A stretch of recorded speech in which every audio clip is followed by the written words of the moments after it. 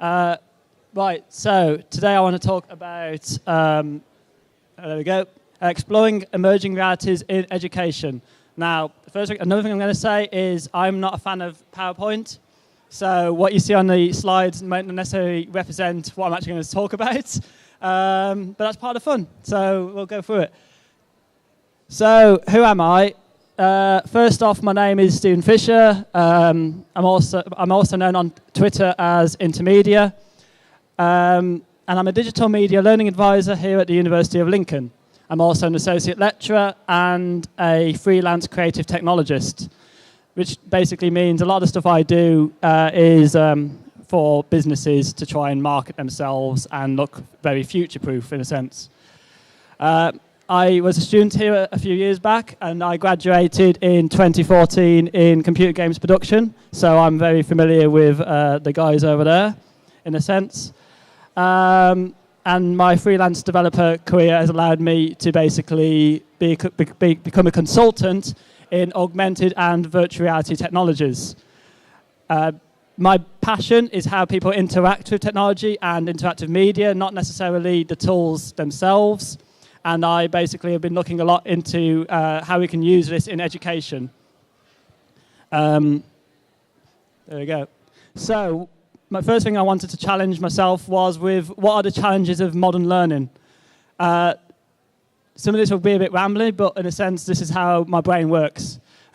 So, some of the challenges that face us today is we are living in a very on-demand style world now. Content, a 9 to 5 kind of content schedule doesn't necessarily work for every student now. Timetabling can be seen as rigid. The structure of education has, for a long time, been bred into us from a young age.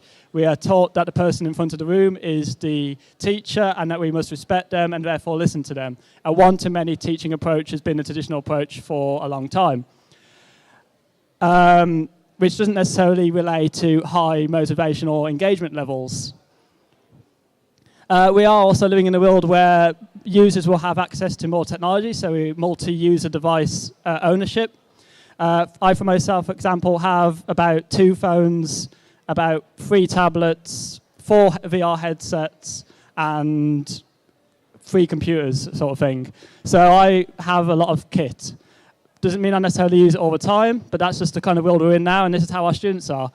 We are providing equipment to our students in digital media, for example, such as access to Macs and equipment like cameras, and we're finding them not using them as much. We're finding they're preferring to use their own kit more often, they're using their own laptops more often, they're using their mobile phones as a way of actually checking on information and getting updated, in a sense. And we're in an entertainment-led world. So although we're educators, we also must try and engage with students more and not necessarily entertain them, but at least inform them in a way that approaches to them, not in a sense of the way that we've traditionally always done it. And I can see that as the world continues down this path, it'll get harder. We are seeing a new generation of students and teachers coming through, and we ourselves need to be prepared for that and adapt and always look not to what the future is going to be in 5 years' time, but what the future is going to be in 20, 30, 50 years' time. There we go. So, how can emerging tech help? There is no simple one answer. I wish there was. It would make my life a million times easier. But we have to kind of explore all avenues. And what we've been doing a lot in digital media lately with our students is responding to their feedback. So we've been doing a lot of masterclasses based on what students have wanted, which are outside of the timetabled schedule lessons. These have been in virtual reality, augmented reality, computer code processing, etc., etc. We're doing a lot in games and visual effects on top of the timetabled sessions because we're listening to what the students are wanting.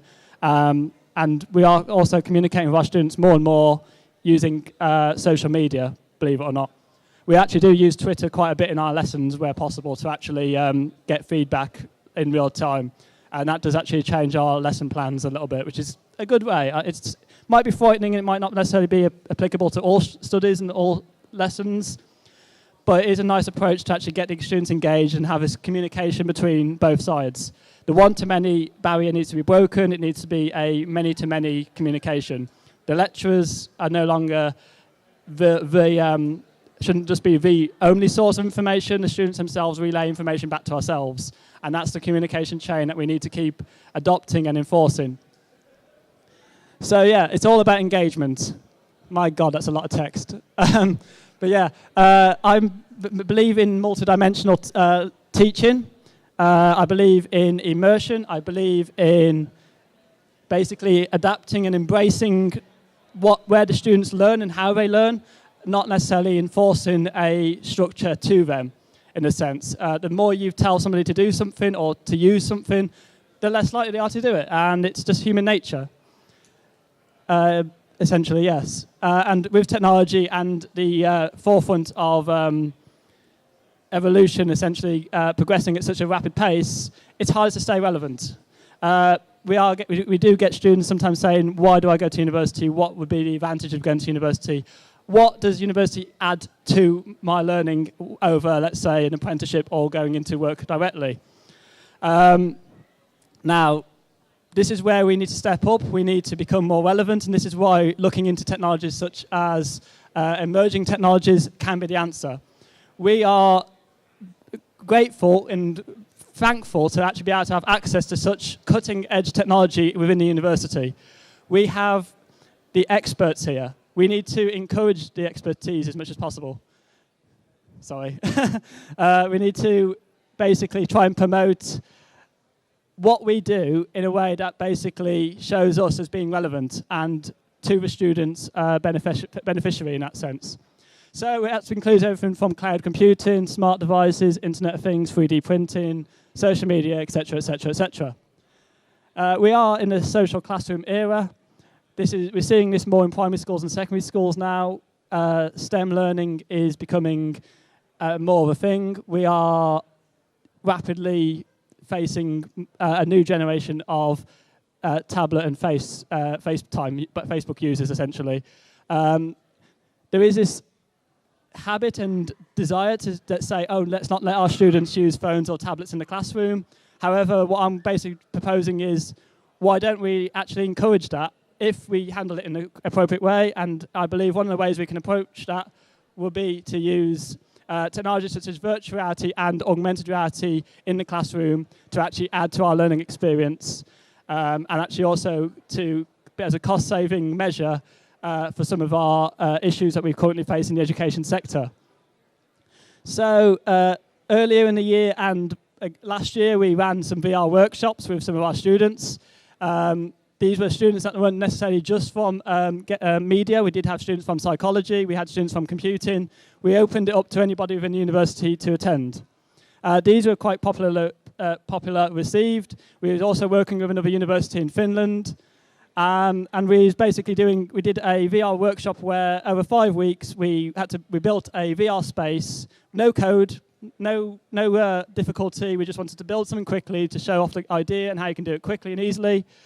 And the students achieved it. And we actually also did a virtual handshake with the university in Finland. So we actually had avatars of our students meeting avatars of students in Finland, and they actually virtually shook hands with their avatars. Building those connections using a way that otherwise we wouldn't be able to do. We couldn't send 30-odd students out to Finland, but we can virtually bring them into our classroom using technologies such as VR and AR. And that's a very cheap solution, as you can imagine. My background personally has been in augmented reality, hence why my Twitter name is Intermedia. It actually stands for Interactive Augmented Reality Media, although nobody seems to ever understand that. But basically, augmented reality is about adding value to what is already there. We are to embrace the phones, to embrace the tablets, and to embrace digital eyewear to add on to our learning materials. Why does a book just have to be a book? Why can't a book also show a video? Why can't a book also communicate to our phone or tablet and tell us, why don't you look at this further? Why don't we embrace the idea of adding value to what's already there without adding the cost? AR is accessible and deployable to so many different devices, and compared to virtual reality, for example, it is a lot cheaper. Yeah. So, what will the future of education be? The ponderings of a madman. These are questions that basically keep me awake at night quite often.